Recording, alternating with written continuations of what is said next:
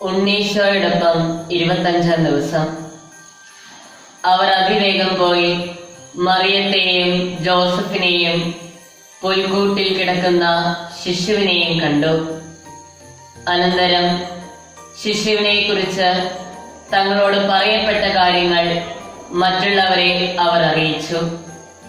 വിശുദ്ധ ലൂക്കായുടെ സുവിശേഷം 2-ാം അധ്യായം 16-17 തിരുവചനങ്ങൾ. ഉണ്ണീശോയോടൊത്തുള്ള 25 ദിവസത്തെ യാത്രയുടെ സമാപനത്തിലാണ് നാം ഇന്ന് ക്രിസ്മസ്. എല്ലാവർക്കും ഒത്തിരി സ്നേഹത്തോടെ പിറവി തിരുനാളിന്റെ മംഗളങ്ങൾ. പുൽക്കൂട്ടിലെ ഉണ്ണിമിശിഹായെ ധ്യാനിക്കാനും അനുഗ്രഹം പ്രാപിക്കാനും ലഭിച്ച ഈ ദിവസങ്ങളെ ഓർത്ത് ദൈവത്തിന് നന്ദി പറയാം.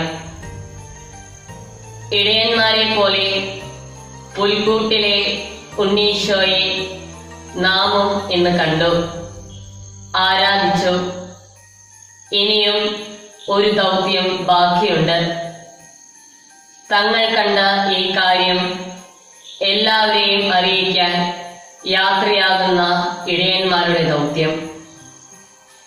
ഇന്നത്തെ ക്രിസ്മസ് ആഘോഷങ്ങളിൽ, ആചാരങ്ങളിൽ, സന്തോഷങ്ങളിൽ മാത്രം തീരരുത്. ഇറങ്ങണം. എന്റെ വാക്കും പ്രവൃത്തിയും സാന്നിധ്യവും കൊണ്ട് ഈശോയെ ഈ ലോകത്തിന് വെളിപ്പെടുത്തണം.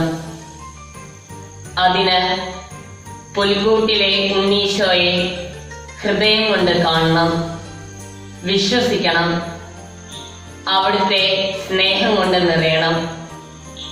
അങ്ങനെ ഈശോയുടെ സാക്ഷിയായി മാറാം. എല്ലാവർക്കും ഒരിക്കൽ കൂടി പിറവി തിരുനാളിന്റെയും നവവത്സരത്തിന്റെയും ആശംസകൾ.